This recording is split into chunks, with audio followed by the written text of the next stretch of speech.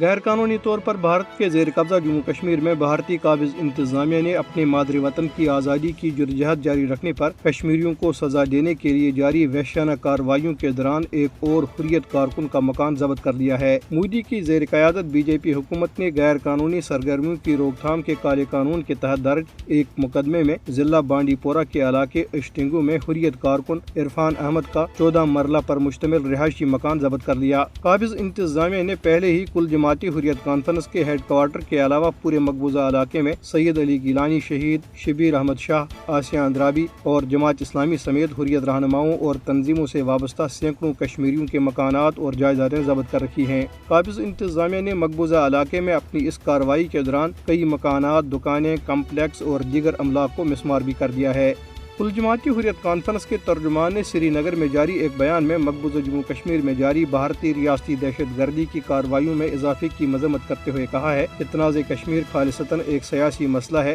جسے حق خودارادیت کے اصول کے تحت حل کرنے کی ضرورت ہے۔ کشمیریوں کو ان کے اس ناقابل تنسیق حق کی ضمانت اقوام متحدہ نے اپنی متعلقہ قراردادوں میں دی ہے۔ حریت ترجمان نے کہا کہ کشمیریوں کی اپنے بنیادی حق کے لیے دی گئی بے مثال قربانیاں جدید دنیا میں آزادی کی تحریکوں کی حالیہ تاریخ میں ایک شاندار اضافہ ہے۔ پیپلز ڈیموکریٹک پارٹی کی سربراہ محبوبہ مفتی نے سری نگر میں پارٹی کی ایک تقریب سے خطاب کرتے ہوئے افسوس کا اظہار کیا کہ بی جے پی کی مسلط کردہ قابض انتظامیہ روزانہ کی بنیاد پر کشمیری معاشرے کی تذلیل کر رہی ہے۔ انہوں نے مقبوضہ علاقے کے لوگوں کے حقوق اور وقار پر بڑھتے ہوئے حملوں کے خلاف اجتماعی کارروائی کی ضرورت پر زور دیا۔ 6 دسمبر کو بھارت میں ریاستی اداروں کے حمایت یافتہ انتہا پسند ہندوؤں کے ہاتھوں تاریخی بابری مسجد کی شہادت کو 31 سال مکمل ہو چکے ہیں۔ 1992 میں ریاست اتر پردیش کے شہر ایودھیا میں 16ویں صدی کی بابری مسجد کو بی جے پی اور RSS کی قیادت میں ہندوتوا بلوائیوں کے ایک ہجوم نے مسمار کر دیا تھا۔ تاریخی مسجد کی شہادت کے دردناک مناظر آج بھی دنیا بھر کے مسلمانوں کے ذہنوں میں تازہ ہیں۔